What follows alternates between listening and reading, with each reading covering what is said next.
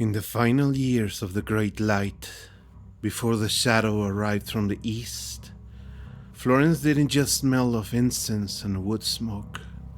It smelled of gold. It was a city so successful, so blessed, that its bankers owned the debts of kings, and its architects were building a cathedral to touch the very face of God. To a priest like Father Lorenzo, this wasn't just success. It was proof of a perfect, unshakable divine plan. But as that autumn in the 15th century arrived to the city, the gold turned cold. Ships were limping into the ports, carrying a rumor that moved faster than any prayer. A pestilence so total, it left only silence in its wake. What happens to a man of God when he's left to minister to a world God has abandoned? When the only scripture left is written in the language of boils and death? This is the story of that silence, and of one man who stood at its heart. Father Lorenzo's story is not found in the grand chronicles of popes and kings.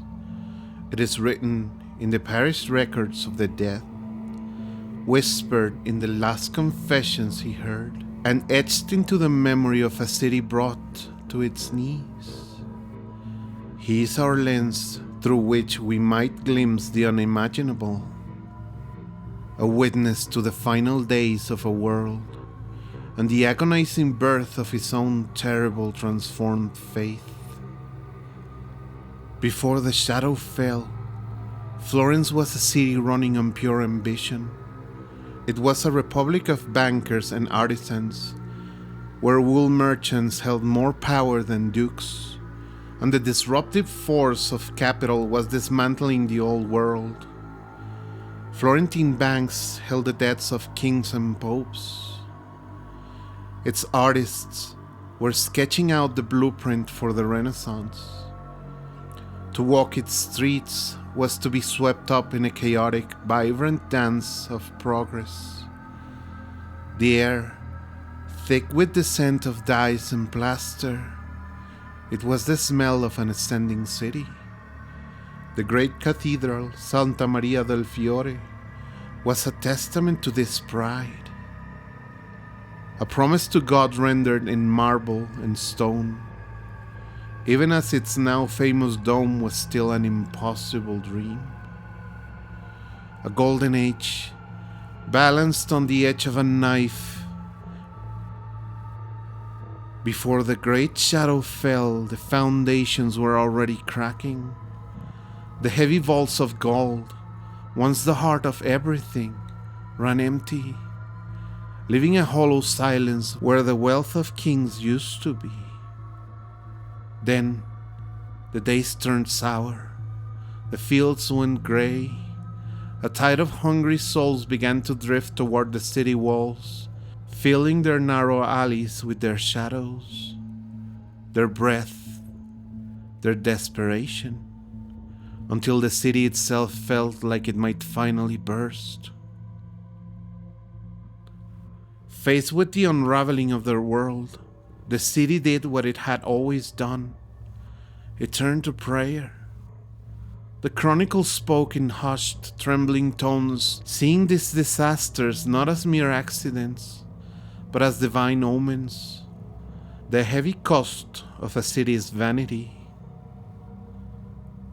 Great waves of people poured into the streets, a sea of flickering candles and desperate prayers, begging the silence for a mercy that was already drifting out of reach.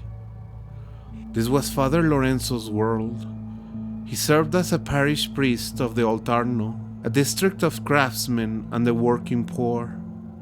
He knew his flock by name. He had baptized their children and heard the confessions they whispered in shame and fear. His faith was the bedrock of their world and his. The famine was God's judgment, a call to repent.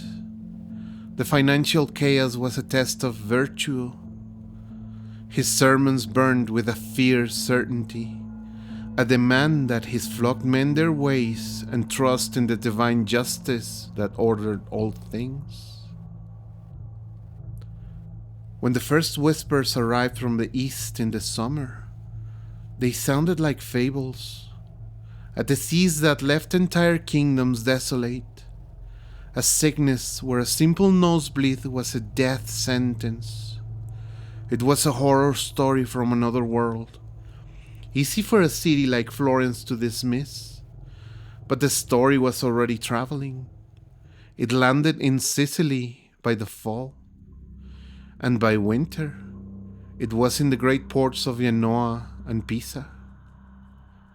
Florence, linked by river and road, lay directly in its path. Lorenzo prayed. The city held processions. They put their faith in God and in their walls. They had no way of knowing their world was already living on borrowed time.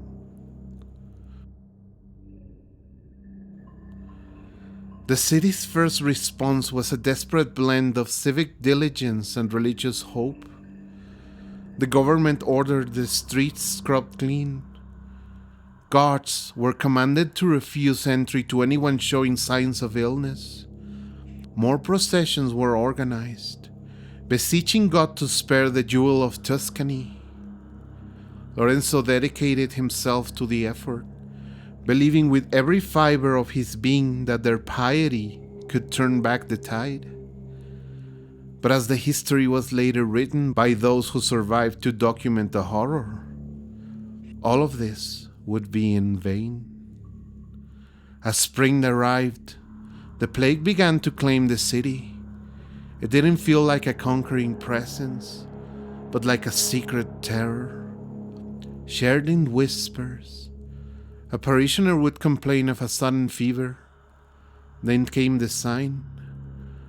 The chroniclers described it with chilling precision, not with nosebleeds, as it had in the East, but with swellings in the groin or under the arm. They called them gavoccioli. Some grew as large as an apple, others like an egg. Lorenzo's first encounter with the plague was on Niccolo, a wool carder. His wife summoned the priest, her voice a strangled knot of panic. The priest found the man sweating and delirious in his small dark room, a look of pure terror in his eyes. Under his arm was a hard, hot swelling. Lorenzo had never seen anything like it. He offered prayers and spoke words of comfort he didn't even believe himself. 3 days later, Niccolo was dead. His wife and 2 children died soon after. Their door was sealed, their loving home inevitably becoming their tomb. This was the plague's demonic brilliance. As it was observed, it passed from the sick to the healthy like fire consuming dry tinder. Simply speaking to the afflicted, or even touching the clothes they wore, seemed to be a death sentence. No medicine had any effect. No doctor's advice could help. Soon, a second sign appeared. Black or purple spots that erupted on the arms and thighs. They were called the tokens, an almost certain promise that the end was hours away. A cold, creeping panic took a hold. Those with money or horses began to flee, abandoning their homes, their businesses, and even their sick relatives, as if God's wrath in punishing men's wickedness with this plague would not follow them but strike only those who remained. For Father Lorenzo, flight was not an option. His place was here, with the poor of his parish who had nowhere to run. His days devolved into a frantic, nightmarish ministry, a blur of movement from one sickbed to the next. The sacred rites he had once performed with solemn gravity became hurried, desperate gestures. He watched in horror as the plague took the sinner and the saint, the drunkard and the devout, with an appalling lack of discrimination. This was not the legible divine judgment he had preached his entire life. This felt chaotic, meaningless, an assault on the very idea of a just and ordered universe.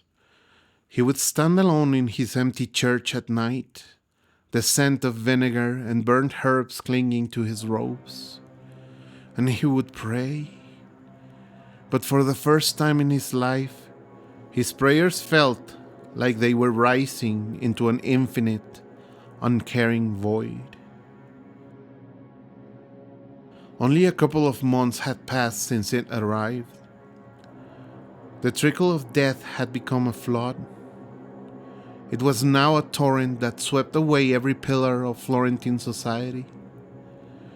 The city that had prided itself on its laws and civic order began to disintegrate. The very structures of law and order were the first to go. City officials, notaries, and guards sickened and died on their posts. Laws meant to control the disease became useless, for there was no one left to enforce them. The great chronicler Giovanni Villani, who had diligently recorded Florence's history, wrote of the divine punishment befalling his city. And then the plague took him. His life's work, his chronicle, stops abruptly mid-sentence. His pen fell silent, just as the city was grinding to a halt.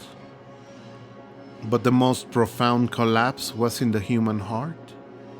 Historians later described a terror so absolute it severed the most sacred bonds of society. Brothers abandoned brothers. They wrote, uncles their nephews, and in many cases wives deserted their husbands. The most horrifying thing they would say was that fathers and mothers refused to nurse and assist their own children, as though they did not belong to them. Lorenzo witnessed this firsthand.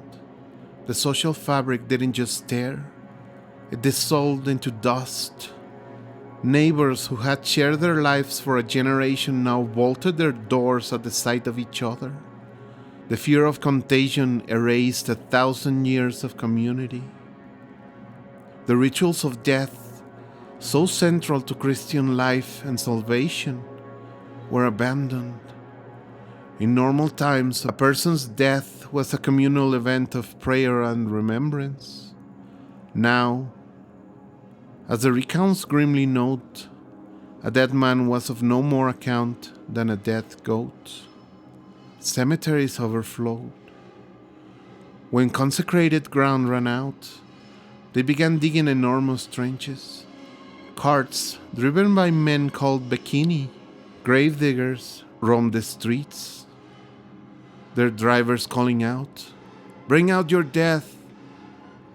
Bodies were brought out from houses and unceremoniously tossed into the carts, piled high like merchandise. At the mass graves, they were tipped in, layer upon layer with a little dirt thrown on top, until the pits were full. Lorenzo's own ministry was now a macabre parody of his former life. Individual last rites were an impossible luxury. He would walk to a street where nearly every house was sick, reciting prayers for the dying to the shuttered windows, his voice hoarse. Despite their divine inclination, members of the clergy fared even worse than the average commoner. In the following years, nearly half of them had succumbed to the plague, a rate significantly higher than the general population, as they refused to abandon their duties in the face of such devastating disease.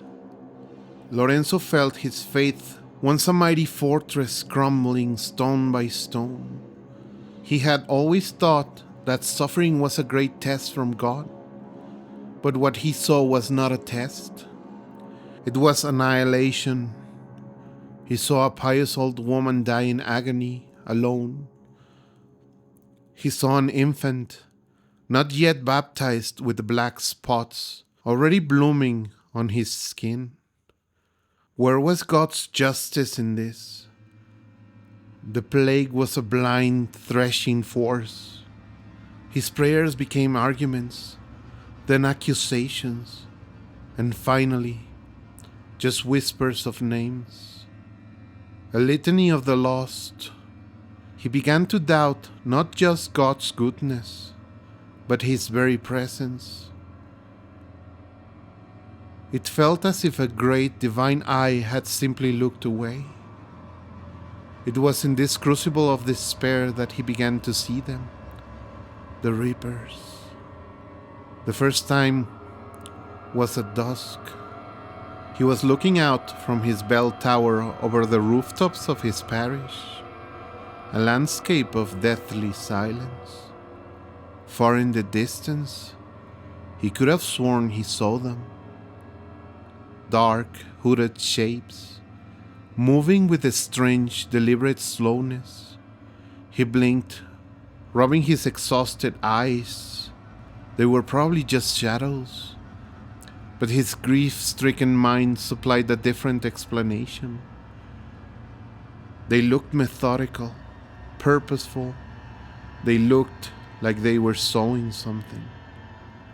The idea took root in his soul, a dark seed of theological horror, a sign that the pestilence was not merely a disease or even a passive punishment. It was an active, malevolent force, an army. He began to see them more often, or thought he did. A fleeting glimpse of a hooded shape in a smoke-filled alleyway. A group of figures on a distant ridge, silhouetted against the blood-red sunset. Real or imagined, the reapers were the perfect symbol for his shattered faith. They were the answer to his desperate question. God had not simply abandoned Florence. He had handed it over. These were not angels of death, come to guide souls to paradise. In Lorenzo's eyes, they were harvesters of flesh, agents of a silent, absent God, executing a judgment so vast and terrible, it had moved beyond justice and into the realm of pure, cosmic horror. Florence was no longer a city. It was a charnel house. The living were ghosts, moving through streets that belonged to the dead. The sounds of commerce, the ringing of hammers, the calls of vendors had been replaced by the bustling of flies and the distant lonely wail of the afflicted. The population was in free fall. By the end of the ordeal, more than half of Florence had vanished. To those who lived through it, it felt like everyone was dying. Father Lorenzo was a ghost among ghosts, gaunt, his robes hanging from a thin frame, his eyes hollowed out by the things he had seen. The reapers were no longer a vision. They were an accepted fact of this new reality.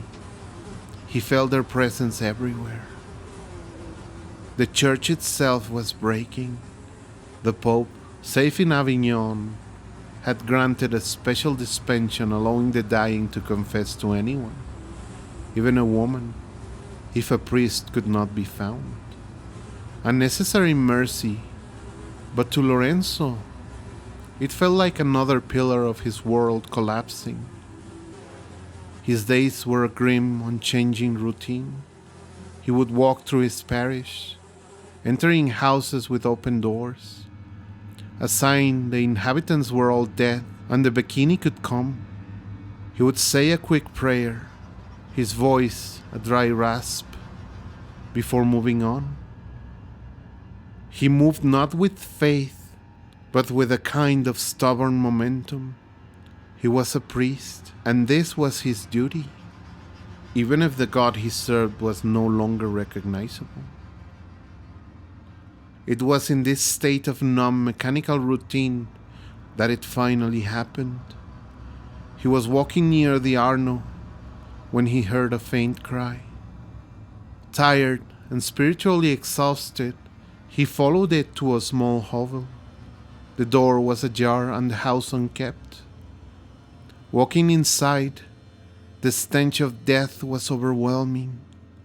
On a pile of rags lay a woman, her face turning the dark color of decay. And nestled beside her, crying weakly, was a little girl, no more than 4 or 5 years old. Her face was streaked with dirt and tears, but she showed no signs of the plague. The mother, with her last ounce of strength, had likely pushed the child away, a final, desperate act of love. Lorenzo stood in the doorway. The rules of survival in this new world were clear. Avoid the sick. Avoid everything they had touched. This house was a death trap. To enter, to touch that child was to commit suicide. He could turn around, call for the bikini, no one would blame him. He looked at the deceased woman, then at the child. In that moment, the theological questions that had tormented him, the silence of God, the malevolence of the reapers, all fell away. They were luxuries from another time. Here, in this stinking room, there was only one simple reality. A child was alive, and she would soon die if she were left alone. He thought of the reapers.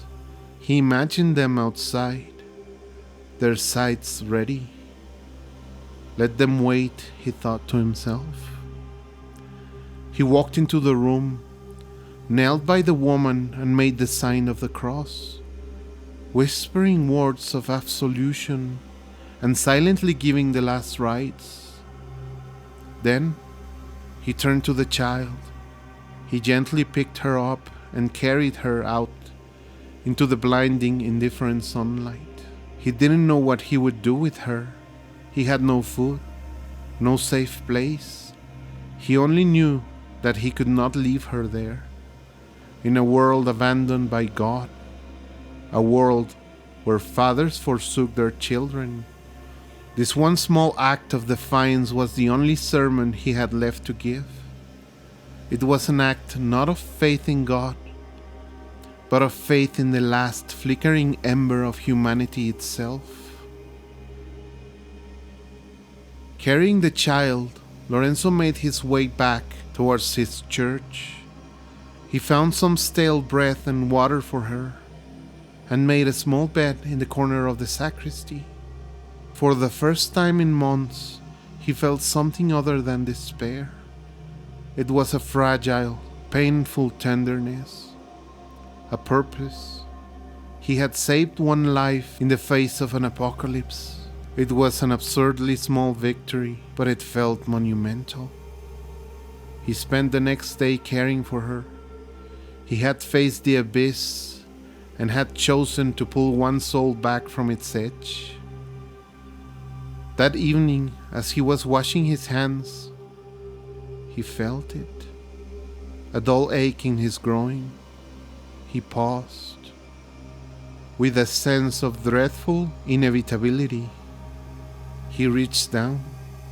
There it was, a small heart lump, hot and tender. The Gavocchiolo, the messenger of death. He didn't panic. He simply felt a profound, weary resignation. He had known this was the likely price. He had stepped into the hovel. The reapers would claim their due. He looked at the sleeping child. His first thought was of her. He could not die there. He could not let her wake up next to another corpse. He had to get her somewhere. But who was left? He waited until just before dawn. He wrapped the child in a clean altar cloth, took the last of the bread, and carried her out of the church. His destination was the convent of Santa Caterina, on the edge of the city. He prayed that some of the sisters were still alive. As he walked, the fever began to take a hold. His steps became heavy, his head light. The shadows in the alleyways seemed to writhe, taking on familiar hooded shapes. He saw them everywhere, now standing in silent judgment. He didn't feel fear, only a sense of recognition. He was to join them now. He was being harvested. He finally reached the convent. The great wooden door was shut fast. He pounded on it with the last of his strength. "In the name of God, please." After an eternity, a small grille slid open, and the pale, frightened face of a nun peered out. Lorenzo held up the child. "Please, sister," he gasped. "She is alone. I am unwell." He didn't need to say more. The nun saw the sweat on his brow, the fever in his eye. Her first instinct was to refuse, but then she looked at the child, wrapped in the sacred cloth. After a long, terrible moment, she nodded. The door creaked open just enough for Lorenzo to place the child on the convent's stone steps. He backed away. He had done it. His final task was complete. He turned and stumbled away, not looking back. He had no destination. He did not pray for his soul or ask for entry into paradise. In his final lucid moments, he whispered an absolution, not for himself, but for the whole broken, suffering city of Florence. They found his body a few days later in an alleyway. The purple spots had bloomed across his skin. He was just another corpse among thousands. The Becchini who collected him stripped him of his robes, tossed his body onto the cart with the others unceremoniously, and threw him into one of the great anonymous trenches. There he was, buried and quickly forgotten. The silence over Father Lorenzo was the end of a world. When the shadow finally retreated, Florence was a city of echoes, its all certainties shattered in the dust. In the hollow space, something defiant began to stir. Those who survived stopped looking to the heavens and began looking into each other's eyes. They found the faith not in divine plans, but in the simple, profound duty of one human being to another. Lorenzo lost his religion, but found his humanity. His final act was an anchor cast into the soil, a refusal to be erased. The Black Death reshaped the world, and it remains a testament to the terrifying questions we whisper when the world falls to its knees, and God remains silent. If you liked Father Lorenzo's show of humanity, leave a like and subscribe to explore more dark stories from the crossroads of history. Tell me, do you think you would have the strength to do what Father Lorenzo did? Please leave your thoughts in the comments down below. And if you reached this far, thank you for watching.